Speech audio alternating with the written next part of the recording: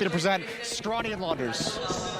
Yes, that is true. Thank you so much, Moses. We are here with the grand finals of Blast Istanbul. The two best teams here in Turkey, and they are starting this one off so quick. It is, of course, Train, and it's a fast fight on the B-bomb site with Device finding those first two frags, but he's lost his teammate.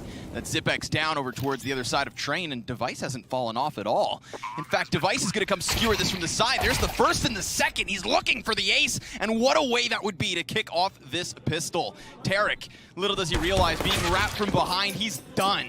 And Astralis will take round one. It was still a clip at the end of the day. One of the most simplistic executes that you can have that's highly effective for most of the time, at least getting the bomb down, that simple run down the ramp, plant on B strategy that we see on Train. It's something that we're going to see more often than not, especially on those eco rounds, and just to rack up those dollars, but Device so close to getting around on that flank and finishing off the ace. What a sight that would have been. Still a beautiful play nonetheless, right? Stays it nice and cool, keeps himself just next to them. Oh yeah, no doubt. So it's going to be on Mibr to decide at this moment how much money they want to invest into this round. Knowing they got a bomb plant means that they can buy up next round. If they get a P250 on this round, it takes away from a smoke that they'll have next round. So that's why we see, even though they have a lot of money to spare and they'll have the AK armor, they want to have all the fixins as well. So they're just going to stick to the Glocks. And there's still a chance because some teams will play far back on the B site and allow for the plant and go for the retake. So they're hoping for that, but we've got a man spotting lower ramp, and Zipex has actually fallen off now, which is kind of interesting, but still has the full intention of denying anybody from coming down. Nice frag grenade. Nice frag grenade indeed. Device back, waiting for these players to come past. The big question is, how well is this flashbang going to blind anybody on the bomb site? Is it going to do anything at all? And when? At what point do they decide to throw this? Because you know that Dupree is just ready to strike in from behind, but it looks like Device is going to get this round finished before anything even gets started. That was pretty great. They actually tried to flash while the engagement was going on. It looked like they threw it offhand, but I think they wanted Device's full attention so that he was definitely going to be staring at it, and it seemed like they weren't going to throw a flash at this point, and Device just kind of sits there, eats it, and since it's so far away, it's only an after image flash, and he's able to just continue on and make sure that nobody gets onto the site. So I personally prefer when teams risk it a little bit and put the rifles more up front on the B site, because the $800 per person is just too much to let go. And so setup looked good to me. Now we've got the rifle rounds. A couple of early nades thrown over on the A site. And I think Zipex got a little bit friendly up the ramp, but has immediately fallen back, only to escort Device, who's now all alone here, but could be offered up a couple of frags. Oh, could be offered up so many. I mean, these kills could just come to him. They could all line up unless they all go past, because 3 players down ramp thanks to the flash. Fallen, the last one in, and Device has all this info. There's no way they assume he's still up here, you'd think. And it looks like Device, just like in the pistols, is going to stop the plan. He picks up the kills to go with it. Device and Glaive. And Device yet again. 4 frags just like that. I mean, this is unbelievable. We normally see Device get op highlights, and even on maps where he's dominating with the op, you typically don't recall what kills he got. He'll get a quiet 20, and it's not often you see this, just like impeccable rifling, and again, all headshots. Stewie on the flank had him dead to rights there, and he even gets taken out, so that's unreal. I mean, they had that locked up as soon as they decided to not clear long, and it was really all about the fact that Astralis decided to post someone up there. Such an unexpected time.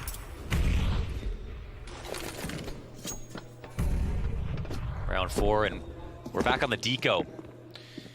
Only man to not get a single thing is Fallen, obviously, because he wants to save as much money as he can to make sure he can opt with nades. A lot of long ranges for these deagles. The primary positions, as was mentioned in the video explaining the maps. One of those being T-Con, another Pop Dog, which I personally like to call ladder. Yeah, that's true. I think it's a European thing. Yeah. But it's still nice and slow in this 1 minute mark. Hits the clock.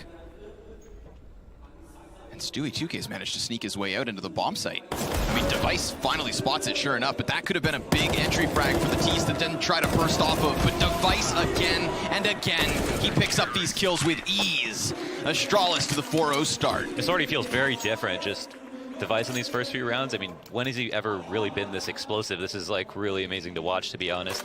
Now, this is a map obviously that MIBR are gonna be happy to play, but it's a map that Astralis have shown dominance on in the past. I mean, famously their comeback versus Virtus Pro to win, the E-League finals. Their first major was on this map, on the T side with Glaive calling. It was kind of the first sign that Glaive was able to like rally the team to make a giant comeback, and ever since then they've obviously seen amazing results. So this is a map that it's just both teams are going to be very good. As you can see, like even Lurpus was kind of surprised at the way the veto fell into place. That at the very least, MIBR have a chance. I was wondering if we were going to see another Dust 2 game, seeing as they didn't ban it straight away. It could have been a choice for Astralis, obviously, picking up recent wins with it, but this was the big question mark, right? What was the trick that MIBR were going to try to use to upset in this? Because a lot of teams have tried to best Astralis at a BO3 as of late, and none have been successful. You've got to bring something special. Be cut from a different cloth. So teammate control is something that a lot of teams are taking instead of Ivy, and we can see that we have one player in Hell just watching his back, but with T-Con control, if a team does go outside, they still have to take this. Otherwise, they're going to have to deal with someone in a very powerful retake position. And Dupree is not being shy whatsoever. The time is ticking down. Not much map control has been gained from MIBR, and this smoke getting reflashed is clearly going to be a thorn in the side of MIBR, who it seems like they want to get ahead with things. Really want to get their footing on this B site. They're going to have to go through fire if they want it. They're going to have to fight tooth and nail. And they will pick up one kill, sure, but Device, there's just no solution to him right now. Tarek, okay, gets something towards that A site, so a little bit becomes in question, but with Bomb in their line of sight, you'd think they should still be able to control this. It's a smoke for Fallen that he's going to be able to plant inside of. Although, 2 kills right back. Tarek nowhere to be found, and that's a defuse as well. This is Astralis with 5. They've just got it, yeah. I can't help but think that they had part of the MIBR's play right there was contingent on Tarek doing something within T main, but because Dupree was hanging out, he had to wait out that smoke. He probably had to communicate this information with his team who didn't know what was going on that side of the map, and I think if it was even something as such as a small fake, either way, it put them in such an awkward position, having to run down the map through the ramp, through the Molotov. It's clearly not what they intended to do out of spawn. So it's been really good from MIBR. Done a great job not wasting time between grenades, refreshing the smokes as soon as the other ones go up, using Molotovs to pad the experience as well. And now it really seems like they're starting to get control of things, but MIBR are not out. For the record, Device currently 18-1. 5 rounds into the game. 3 times as many kills as the rest of his team combined. I'm going to let that one sit for a second. I'm wondering if that's more dominant than we saw from the first game of the day with Xantares. Lantaris. Yeah. It's definitely a competitive stance between the two. Glaive, his stance is just beneath that of Fur and Coldzera. They'll be waiting on each side of Pop Dog.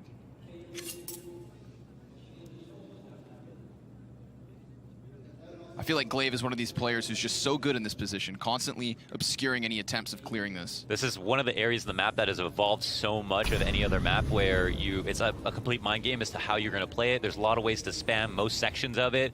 There's double Molotovs that you can use to trap someone in and make sure that they'll at least take 40-50 damage if they want to wait one out.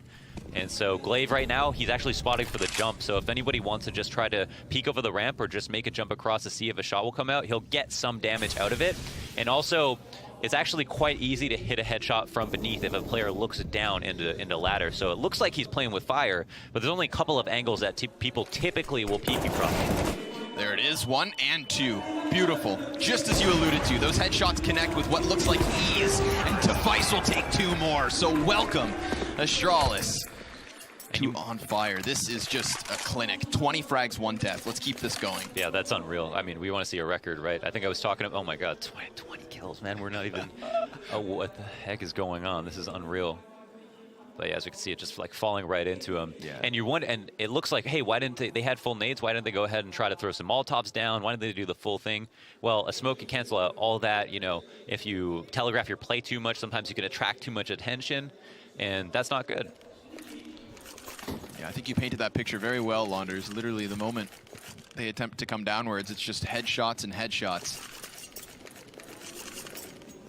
So what's the goal now? 35 to 43. It's not the critical moment where you're like, all right, we need Galils. I'm out of ideas.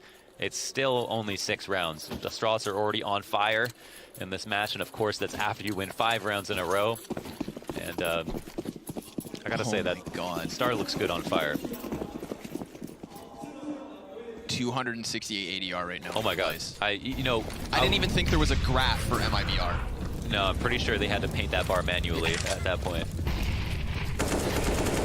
Gonna see this continuous aggression. Obviously, MIBR not offering much of a struggle with just these pistols, but nobody getting too ridiculous from Astralis either. If you have this dominant of a 6-0 start, then you don't want MIBR even finding any footing in this game. We saw a 16-0 on Dust. How about we see one on Train?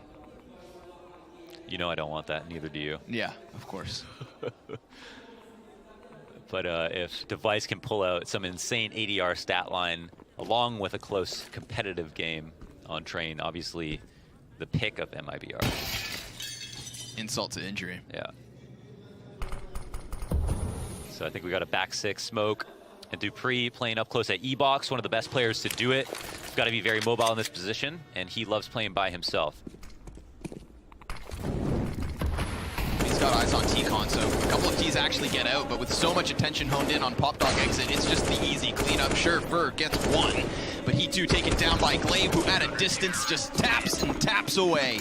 7-0, and Astralis keep this going. Yeah, and you can see how he fell back after some of the initial nades came out, and he would have loved to, if they were in a default and they wanted to have like a deagle slide its way into ladder, for him to just take that fight one-on-one and then turn his attention to T-Con, get some early information, not let them out too far. But once he saw that there was more of like a full execute coming down, and he went back towards Sandwich, then he knew that with that back 6 smokes, it was clear it was going to be some kind of light A take, excuse me. Now we finally got the op on Fallen, the man that a lot of us call the king of Train. Honestly, is in my opinion invented Ivy as just a portion of the map that he has just innovated so much on. And nice flashbang. He gets the shot out of Magisk, it baits him to fire, and then it's Tarek to just win the duel through smoke. Zipex's position's been abandoned. They don't want to fall into a 3 versus 5 here. That's a big rotation too. Everybody off of the B-bomb site. Yeah, this is tough. I mean, this is kind of a manic rotation. A lot of people are actually moving out towards the stack with ladder control, and they're going to go pick up Ivy again. Do MIBR play right into their read? That would be the ultimate travesty for them at this point. But they do have a man on flex now. Glaive gets pushed out of position. No one there to catch him, but it is kind of a risk to jump out of T-Con, so playing it a little bit more carefully. In exchange, they get ladder safely. Glaive's gonna get dangerous. Right on the cusp of T-Con. He's got 2 players on the other side of this, Bomb and Op included with Fallen. 2 towards Pop Dog, and that last man, Tarek's gonna be lurking it through Ivy, but yes, sure, the smoke does fade to the favor of Glaive, picking up the first kill, dropping Bomb. Getting the confirmation now because there's 30 seconds. There's 30 seconds for them to get out and deal with this bomb site, but again, they can pinch this still. There's a dedicated defense from Astralis over towards Ivy, but now that gets pulled away, and just as it does, it's perfectly layered, but it does fall on Zipex, and he too just gets blown away. Welcome MIBR to the game. They've got a round finally on the board. It's maybe the first time the Brazilian team would be happy to see the 1-7. Yeah, they earn their way into finally. it. So, but in great fashion as well. This is a clinic, honestly, a great round in so many respects. We had the very simple trade at T-Con. As soon as Ivy smokes came out, they decided to look for information there, but MIBR were ready for someone to flash in and went 1 for 1, and that's all they needed. Man of the round was Fur, obviously, as he came up on the ladder, the T-Con train ladder, and head peek Dupree. Dupree didn't even notice because it was so clean. And then came off on the slyest angle and put him to sleep.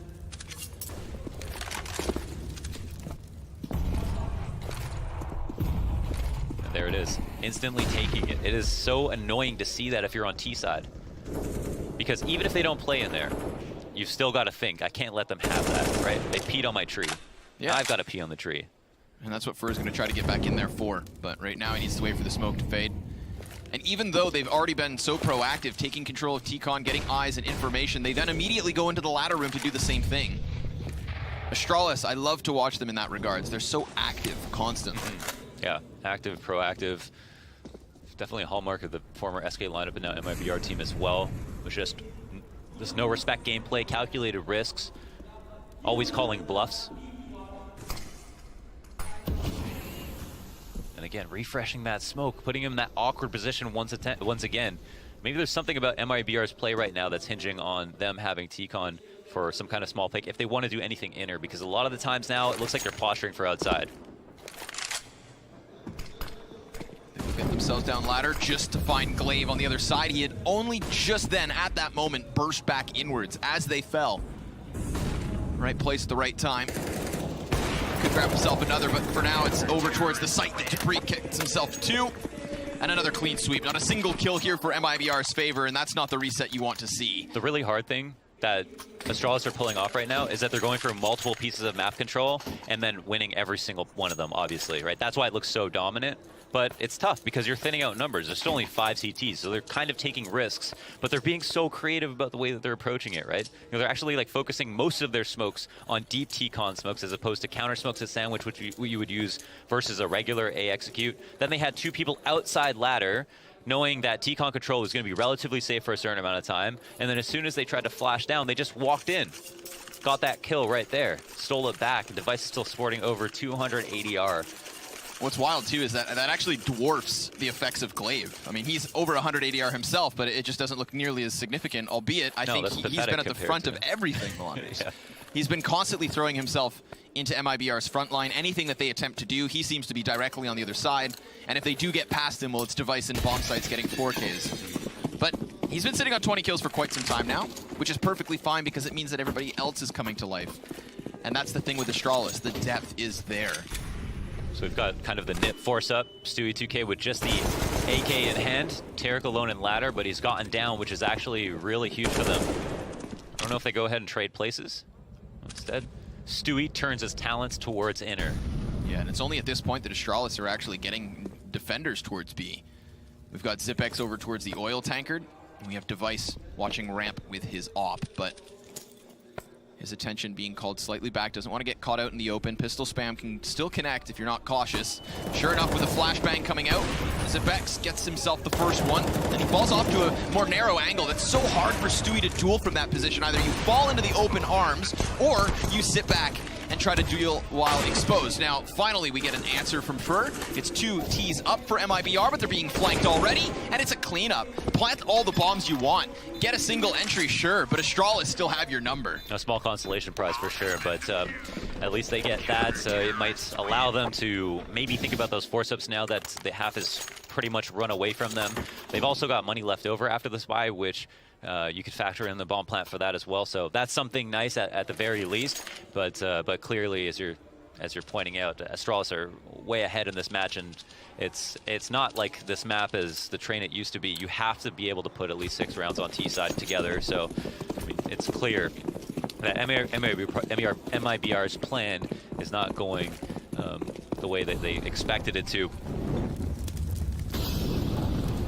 Throw this defensive Molotov, they can work towards ladder, but there are so many things that they have to deal with. And look, Magisk is playing, he's not even sitting in his chair, Connor. It's that easy. Of course, this is a new territory. Double op setup from Astralis. First, we've seen them swing it on this defense. See if MIBR are expecting this kind of a change-up. Fallen receiving a little bit of chip damage as he patiently waits for smoke to fade and patiently waits for a good reason. That's one of 2 oppers down, and I love the way that Fallen repositions, right? I love the way that we've seen since Yanko's inclusion with this lineup. I feel like MIBR function around him more than they did previously. I feel like Fallen kind of lost himself or didn't have the same importance, but now he is that mobile opper, and he's so good at cracking open bomb sites. Yeah, definitely that combat opper, that new term that a lot of people are talking about constantly, just the ability to make these wide golf swing flicks up close when it matters. But also at times very patient, like we just saw at Ivy. Now is turning attention to T-Con, which frags are not always offered up here, but the execute is on. Yeah, it's just a straight up run out. I mean, it's not the first time Astralis have given up this real estate, given MIBR possibly a false sense of security. Because while they have been offered some footing towards the site, it's not that the defense isn't here. I mean, Astralis, they're ready for this retake, and before the bomb's even planted, they've lost 2 more bodies. Dupree's position known. Device as well has fired a shot or 2, and Z Connector's still in firm control, and all the while they're winning these duels, they still have that continuous wraparound from Glaive.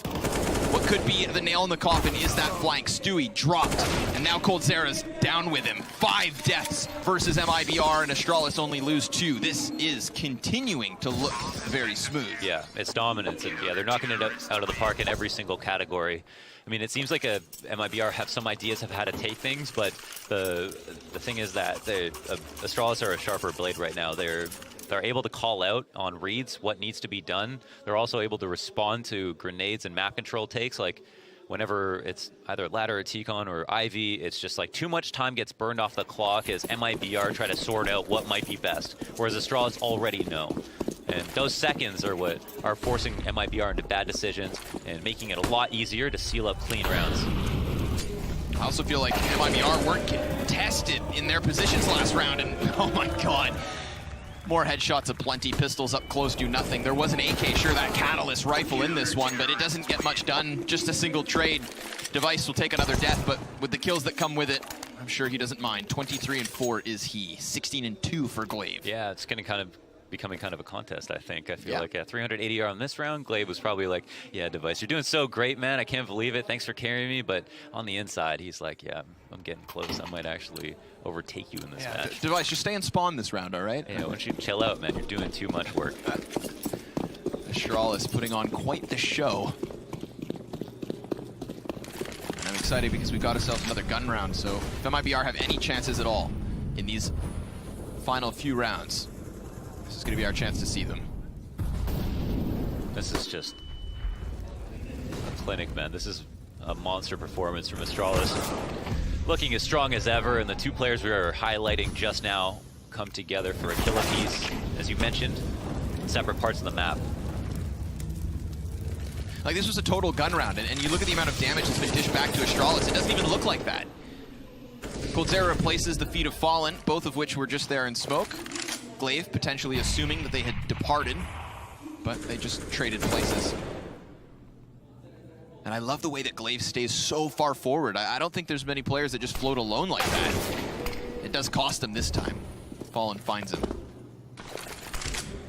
Cold's got to be cautious at the flank. There is that wrap up now from Zipex.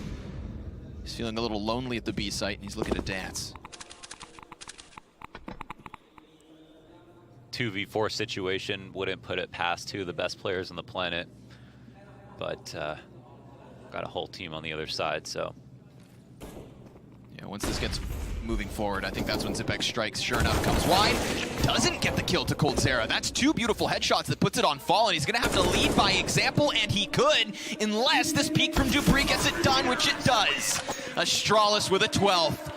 And Mibr still looking lonely on 1. There was a moment there, just a shred of doubt that Astralis were actually going to take that. If Fallen made his way around the corner, maybe took 1 or 2 bullets, but then the position of Dupree was known.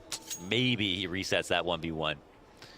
But instead they bring it close, and that isn't worth anything at this point. We're too far into the half. The money for Astralis is irrelevant. They couldn't care less.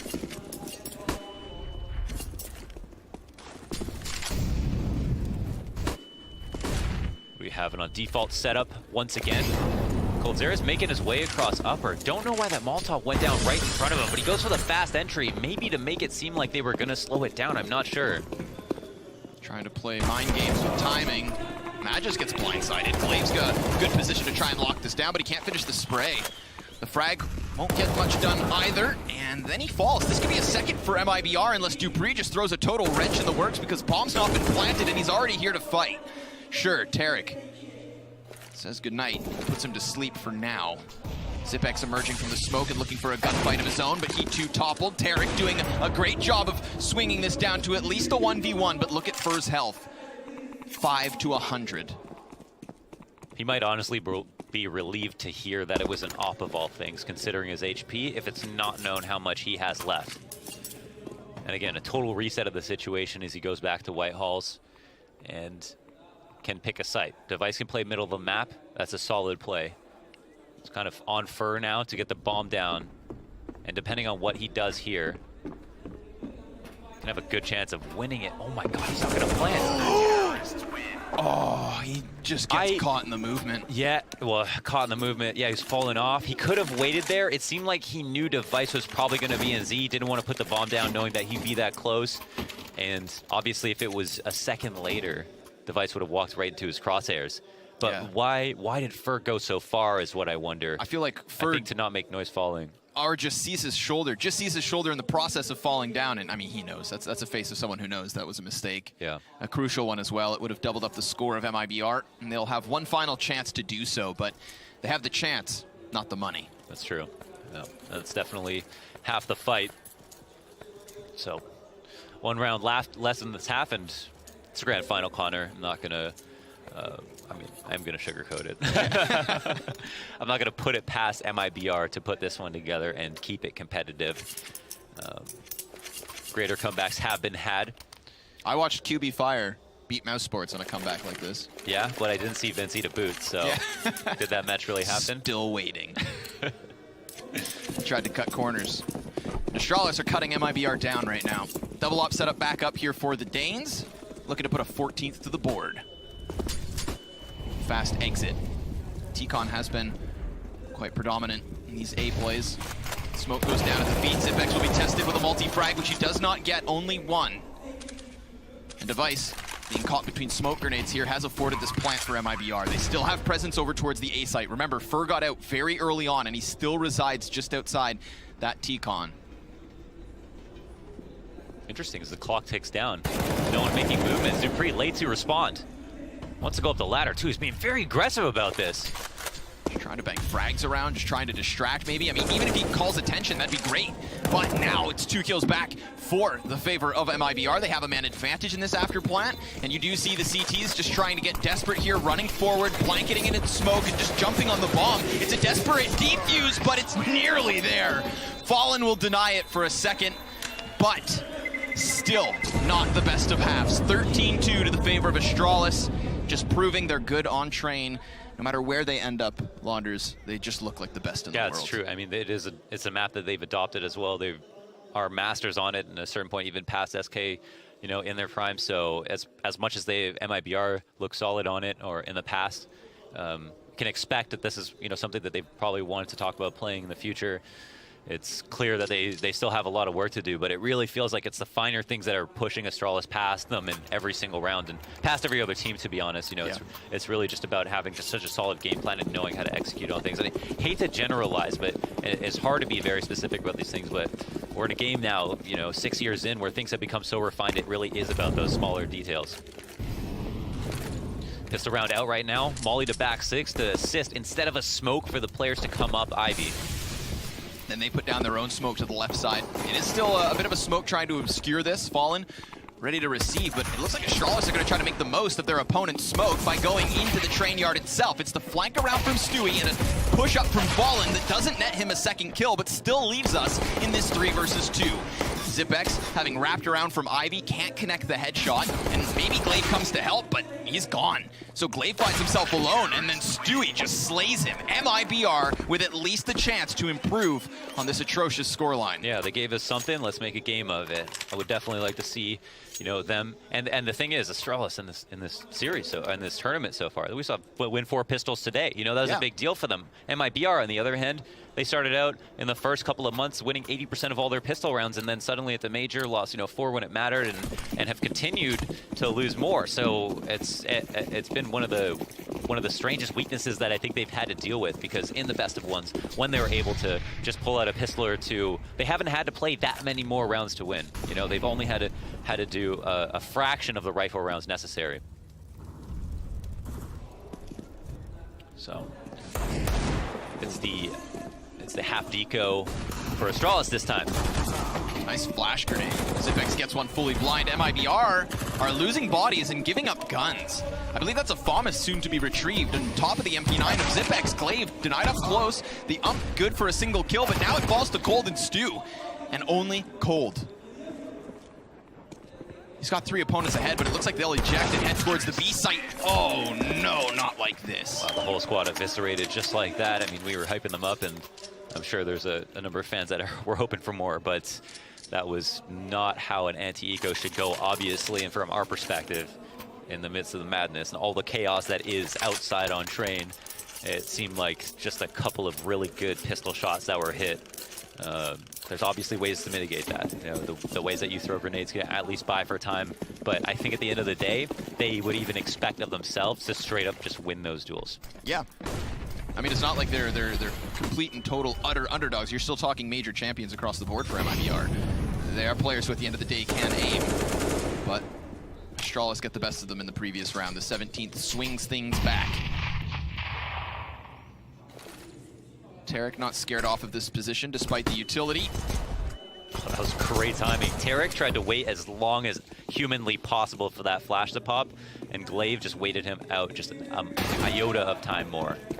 That's a big kill for Stu. He just grabbed the ump and he gets behind them. I mean, we saw Device in a similar situation when they were on that CT side, but luckily the threat's been cleared for Astralis, and as has the Z connector. 2 kills quickly, and another from Magis. The last man's revealed himself, and there's nothing he can do. Nothing at all, other than maybe another kill. Lucky to be alive at 8 health. Fur wants an upgrade from the MP9, but Device already quickly behind his teammate. So 15-3, 12 points the difference in what has been an incredibly fast first map. Yeah, and Astralis want that smoke right now. Every single fight, they're going to go ahead and take it, because why not? They basically have nothing to lose. They have so many rounds to work with.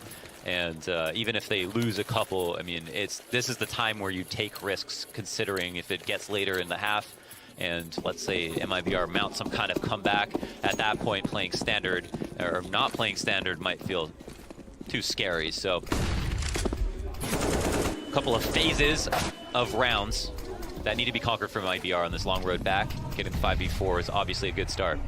Yeah, but Astralis, they know they have rounds to play with, so I think it's for that reason we see this just utter aggression on both sides of the map, which hasn't gotten them past the line of defense just yet. Scout shot's good to damage Zipex. He drops to 15. Still, this bomb could be planted. There's no utility here for MIBR to try and stop it with frags or fire. So sure enough, the retake will be on.